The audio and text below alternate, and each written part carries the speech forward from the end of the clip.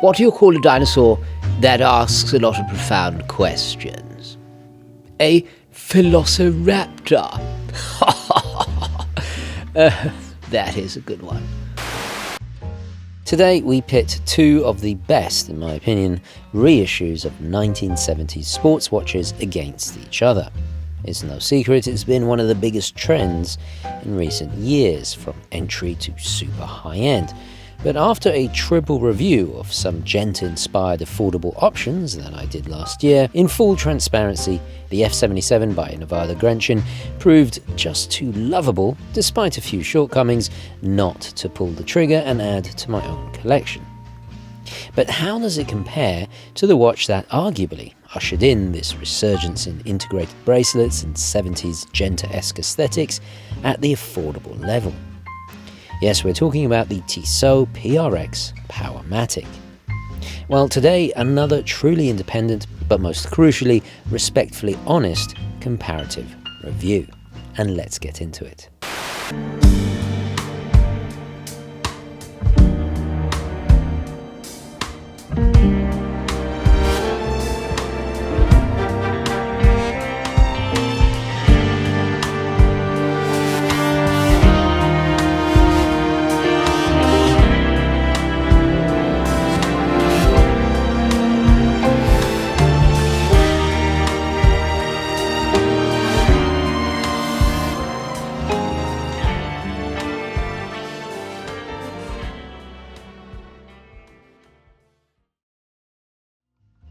Okay, hi guys, and welcome to the show. I'll start off with a wristwatch check, rather predictable. Yeah, I'm wearing my Panerai with the same strap as I always wear, so forgive me for waffling on. Pardon the terrible pun. That is terrible. That is the worst pun ever. But yeah, it's the Wrist Candy Watch Club waffle strap that I just love this combo.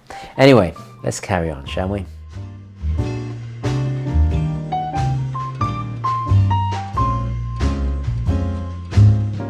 Tissot has a long and storied legacy over its 171 years of existence in Le Locle, Switzerland.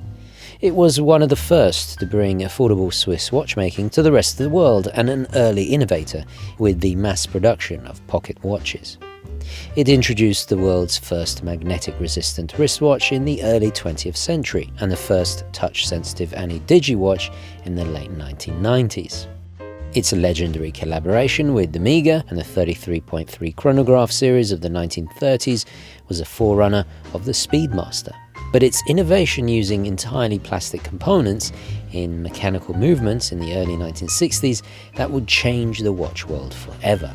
While the movement known as Astrolon was not successful at the time, its research and development would be acquired by Swatch when it purchased the brand to save it from the deleterious effects of the quartz crisis in the early 80s, and would lay the foundations of what most of us know as Swatch watch manufacturing today. Nivada Grenchen, on the other hand, was a very different story, despite also being founded in Switzerland since 1926 in a town close by that gives it its name.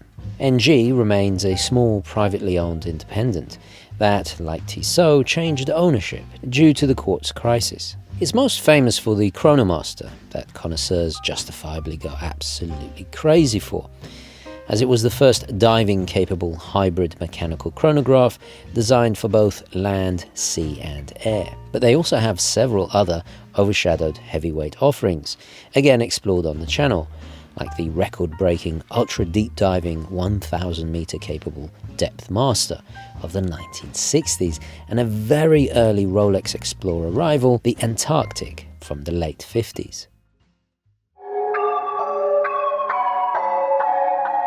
So in terms of materials, they basically consist of the same modern stuff. Do have a look at their each respective website, but it has to be said that the oyster style bracelet here on the F77 is far more reassuring due to that sturdy construction. As you see here, it has screwed links, not the pin and collar you see in the more flimsy Tissot there. However, I do have to say the butterfly clasp on the Tissot is pretty good, and it does have the quick release system. If you see a little spring bar there on the end links, but it just pales in comparison to the Wonderful clasp. I mean, really, really solid here. Heavy duty, fantastically milled, all of those micro adjustments. And then it's like a double action push button trigger there. Just fantastic. And then of course that extra lip, and that micro adjustment really does make a difference, because you don't have to remove any links, which, let's be honest, is a ball-achingly tedious affair if you don't have the screwed links like you do in the NG. The water resistance on both is 100 meters, but the PRX does not have a screw down crown like the F77, and there's a massive difference in the crown.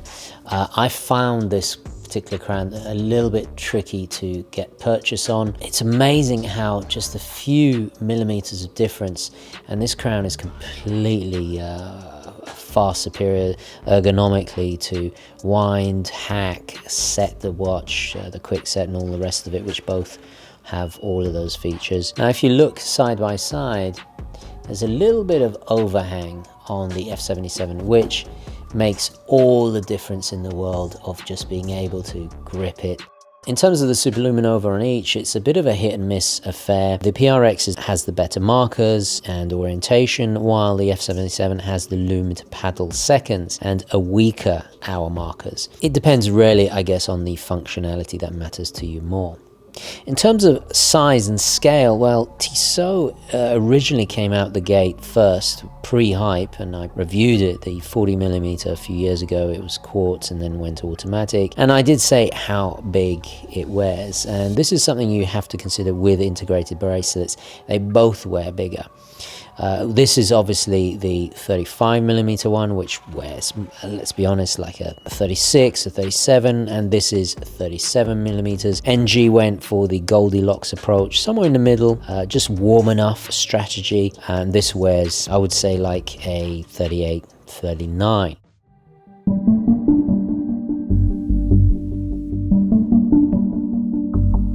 When it comes to the movements of these two watches, they both have substantial advantages and equally big disadvantages, which is kind of crazy considering they're both based or derived from the same ETA 2824-2. They advertised it as modern quality escapement, but it isn't. It is plastic crap. The Tissot has the entirely machine manufactured, even down to laser regulation, Powermatic 80. I've been rather vocal for my disdain of them, but for most people, it's a wonderfully reliable, accurate and practical Monday to Friday caliber, with that weekend-friendly 80-hour power reserve compared to the rather dated 38 in the F77's Soprod P024. Tissot, or should I say Swatch/ETA, achieved this by improving the spring barrel's efficiency and reducing the frequency, sacrificing the smoother 28,800 VPH, as we see in the F77 Soprod, to a visibly slower and slightly stuttery 21,600. The whole movement was also designed to be disassembled in disposable modular form, for quicker replacement of whole sections that are then prefabricated already functioning, cutting out the most expensive part of watchmaking, actual human watchmakers, sadly. And we'll discuss the detrimental effect this will have on the industry if others follow suit in a later video. High-tech escapement that is dangerously close to fraud, because it simply isn't. For me, this represents a world in watchmaking of incompetent managers making decisions based on greed.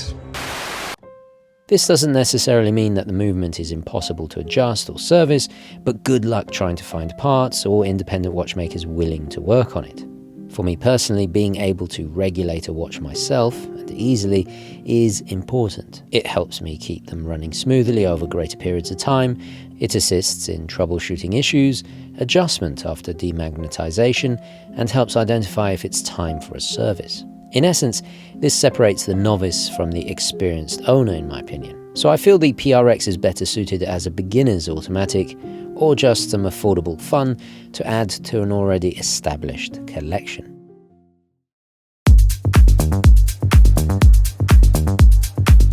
Erno Goldfinger, Paul Rudolph, Denis Lasden, Marcel Breuer. Who else was there? Oh, Le Corbusier, of course. The late 60s and 70s was the heyday of brutalist design. Brutalism was the progression of World War II martial concrete fortification architecture, post-war modernism, avant-garde expressionism of the early 20th century, and all encapsulated by a word of Nordic etymology. A rejection of the romantic idea of what the future could look like, with all that bright, googie kitsch of the 1950s, in favour for a more terrifyingly tangible Cold War we could be nuked at any moment, dystopian grey one. Was it any wonder it caught on beyond the Iron Curtain as well? I can almost smell the vodka. Oh wait, sorry, that's me. I suspect the Soviets were drawn to its slightly sinister tinge of Neolithic bellicose barbarity that on a more profound level speaks of the socialist delusion of heroism found in abstinence and the vilification of Western consumerist luxury. I can just imagine Reagan looking at Soviet brutalism as he pens those words, evil and empire. The ideal building was not only a machine, it appeared to have been designed by a machine. Nobody knew. Nobody could have taken the bet that the watch would be what it is today. Gerald Genta was an Italian designer that was drawing watches and selling his sketches to different watchmaking companies, a designer that worked closely with AP for a decade.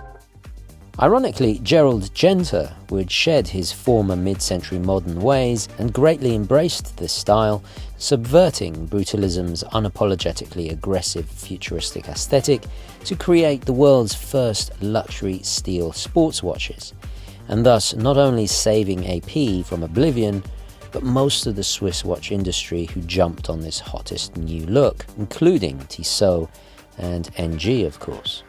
And besides, we've got to remember that back in the 70s, everyone thought, well, this is going to be the future of watches. Watches are always going to look like this. Name a brand that didn't have something Royal Oakish, a major brand that wasn't going that way at the time. It just seemed like the future was, that's what the future looked like.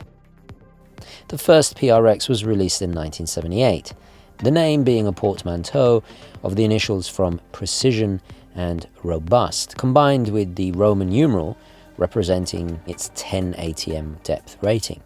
The original PRX was in fact just as inspired by the Rolex Oyster Quartz that debuted a year earlier in 1977 as it was by Genta's AP. The relative angular simplicity and lack of porthole bezel in favour of a high-polished smooth one are a testament to that. However, unlike the 1970s original, the new PRX has a waffle texture to its midnight blue dial to mimic the AP's signature tapisserie style. The F77, on the other hand, at first glance looks way more Royal Oakish, mainly due to that brushed flat octagonal top of the bezel with actual functioning screws. But then once you get to know it, it has elements from a surprising eclectic mix of influences.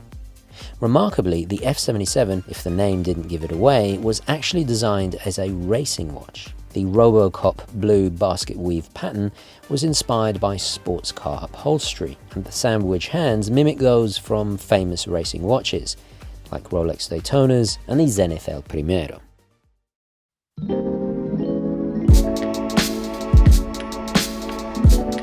Let's start with the downfalls of the PRX. The Powermatic movements make sense for Tissot, considering its history of mass-producing affordably we discussed in the history section.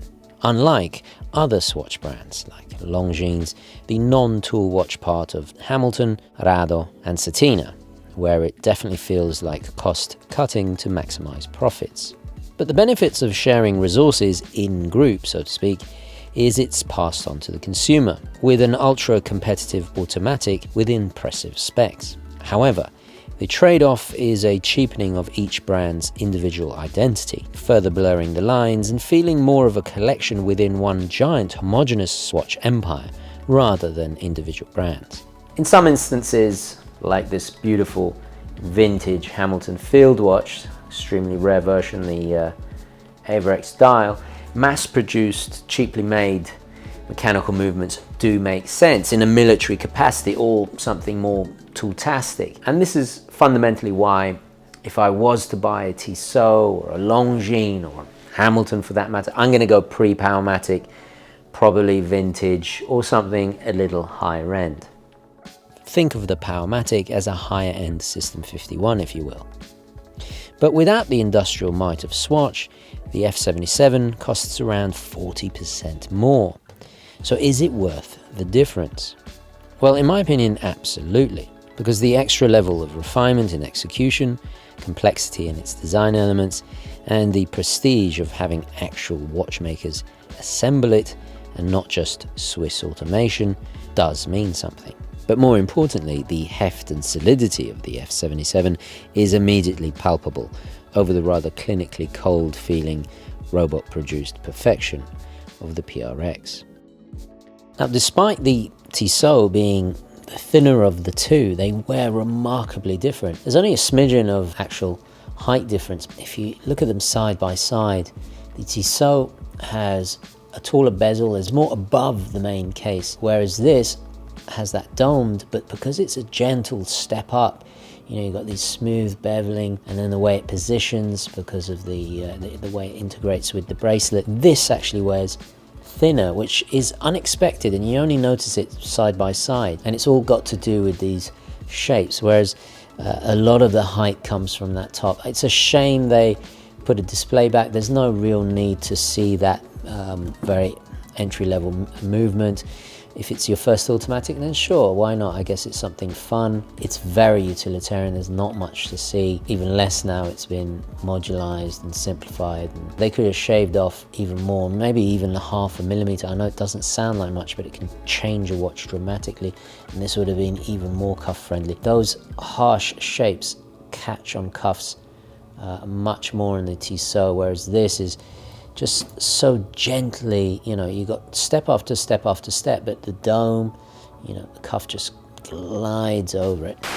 Tissot can be seen as a bit of a lackluster shopping mall brand at times, while the NG feels vastly more retroliciously accurate and more for those in the know. We also got to remember Tissot is absolutely massive with their worldwide infrastructure, which makes this very much a David and Goliath comparison. That slight feeling of underdog rebelliousness does enhance the F77. However, its biggest downfall is the lack of strap options. In fact, at the time of this video, there are none as far as I know, while Tissot provides you with leather and rubber options, which greatly helps to alleviate the big contention of the integrated style. Lastly, and I'm sure as I say these words there'll be a whole bunch of share me in the comments, there's so much going on with the F77. It's not a blatant ripoff. It has its own personality, and you can only really get to know it and understand this with experience. It's easy just to dismiss it from afar, you know, from online pictures or online videos. You really have to, well, like anything, experience is the greatest educator in life.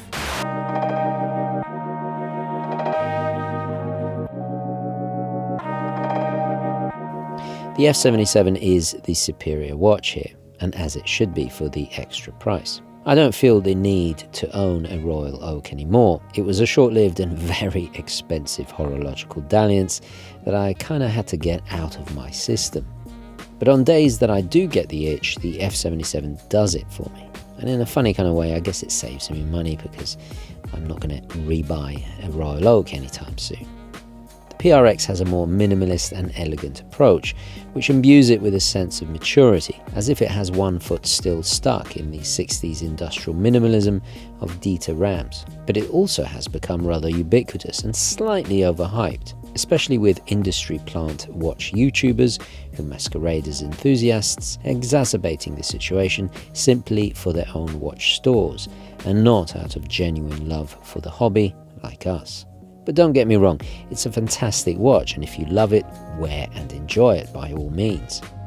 Ironically, just like the Royal Oak that saved AP from oblivion in 1972, the PRX is doing exactly the same for Tissot today. Look how it headlines 2023's Watch Annual, and you see my point. It's the less offensively contrarian of the two, and hence why it's also more successful. The F77 is more boisterous, with unabashed bravado from being so faithful to the 70s. It makes me want to wear Saturday Night Fever big collared shirts, drive a midlife crisis on wheels along the Amalfi Coast while singing Sfera e Basta's Italiano anthem. Its slow-release charm, with all these subtle extra details to discover, is also a gift that keeps on giving long after purchase. It actually strikes a chord with me. Those multifaceted applied markers remind me of my father's Seiko of the same era. But most of all, I just love those big, wide beveled edges to the lugs. There's something so charming about the way it wears. In fact, now knowing its racing roots, it feels like the watch equivalent of Giugiaro's DeLorean sitting on my wrist. So there we have it, guys. Let me know your thoughts down in the comments below. What do you think they got right, got wrong? What would you like to see in a watch like this? Who do you think is offering the best Genta inspired or AP affordable alternative or whatever, you know, on the market? The only one I can think of that I haven't checked out is that Christopher Ward 12. It is intriguing, but maybe it's a good thing. Maybe I should avoid it. I don't know. I don't know. Anyway, I'll save it for another video. Yeah, don't forget to like this video. I'll catch you in the next one. Onwards and upwards. Thank you for watching.